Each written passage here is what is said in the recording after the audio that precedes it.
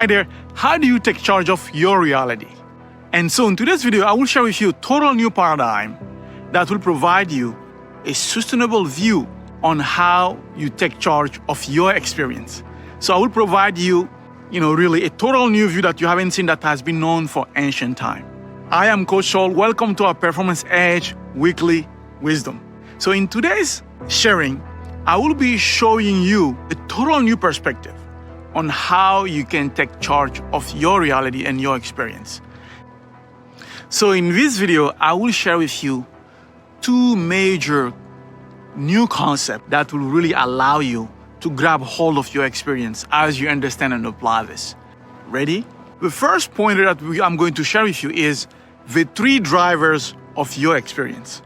What drives your daily experience? So I'll show you a total new paradigm that's gonna allow you, a new paradigm that will allow you to really open your eyes and that will help you to kind of take charge of your daily experience. The second thing I will do is what I teach to people, the quantum door, an applied spirit perspective. It's the 5 dimensions that humans experience themselves. And that will allow you to be really precise in mastering your daily experience. And so there are 3 major drivers of your experience. The first one is self-projection. What is self-projection?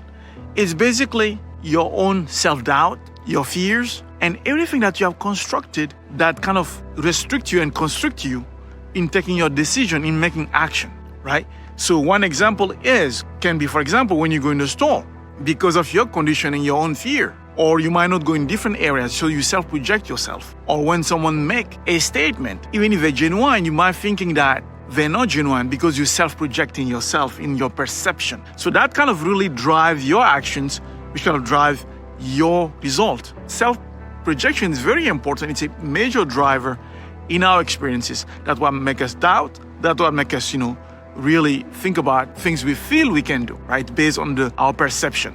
The second driver that's really important is social conformity. And a version of social conformity is what? It's, for example, here in the United States, keeping up the Joneses. So the neighbor has this nice car, or they have this, so I need to have that, right? So those are some of the actions that drive what we do. Or, there is this new car that came out, I need to have this car, or this jacket, there is these shoes that I need to have.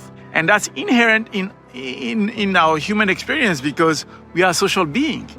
But it's an important driver because you have to be aware of that. And the perfect example of that is that there is a paradigm that we all are in. Yes? So that social conformity is very important. So when you're kind of looking at your desires or your discontent, is this part of a social conformity? Is it nice to have? Is it a must to have? So social conformity will drive a lot of what you do there. Third thing that really drives your experience is basically resources. Resources can be money, energy, right? Time, right? So if you're tired, the energy you will put into an action is different than the one you will not. That's self-explanatory. But those 3 drivers, if you really pay attention, they drive your daily experiences. So it's important that you can decipher them and bring them into the forefront of your consciousness so that when you feel that you have a blockage, being able to discern, okay, which driver is driving my action. So those are the 3 drivers. But when you understand that, it's important now. The next layer of your reality is a critical piece that a lot of people don't realize, but that I teach quantum with my clients, is this. Human experience themselves in 5 dimensions. Yes, the human experience is 5 dimensions. And why is that relevant? It's relevant because each dimensions obey different set of rules. But in our daily lives, people mix them and match them. And that's where really the challenge becomes. So just to get started, the first dimension is the physical dimension. It's right here, right? The 5 senses, the touch, the smell. And what regulates that dimension is basically the physical, the things that you move. So that's important because that leads me to the next dimension is basically the emotional dimension, which is really regulated by our emotions, by our feelings. And emotions are the end product of your experience. I'm going to repeat it. So emotions and feeling are the end product of your experience. So that's important that you don't mix them, but even though they're really related. And the third dimension is a mental dimension. And the mental dimension is really important here, and I'm going to add more a little bit on that, because the mental dimension is really it's vast. It's a world of imaginations. It's important because, especially nowadays, with mentalism, when you can think about it, you can dream about it, all these things have really created a wrong movement and misled people. It doesn't matter, and thinking positive and all those things, it doesn't matter how bad you want things. Let's say there is a fire behind me, and I'm saying, there is no fire, there is no fire, there is no fire. That will not stop a fire. So it's not positive thinking that will stop a fire, right? And why? Because the fire is already in the physical dimension. So me using a mental tool to trying to kill the fire will not work. But what I need to do is take a hose to kind of really extinguish the fire. So that's important, because we mix and match things, especially nowadays with all this movement that can really confuse people, right? One of the most important dimensions is the spirit dimension. It's the fourth dimension. And the spirit dimension is really powerful. You cannot see it by your eyes or senses, because the brain cannot tune into that quantum field right now. But when you tune into quantum field, that's how you can tap into that spirit dimension.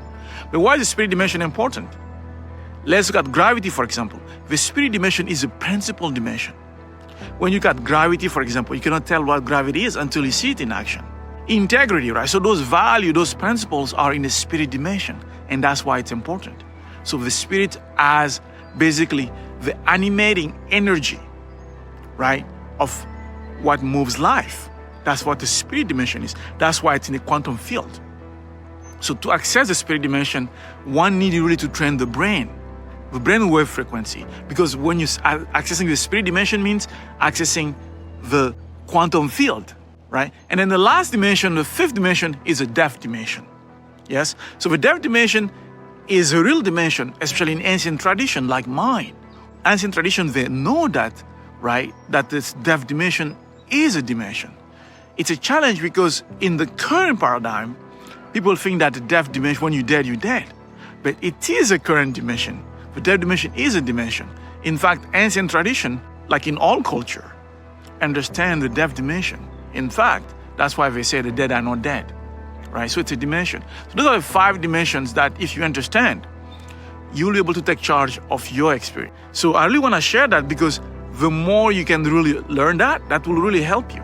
And, I want to just keep this short, and I can talk this more and more, but if you want to know more about, and you want to continue this conversation with me, please join our exclusive community, Performance Edge Wisdom Community.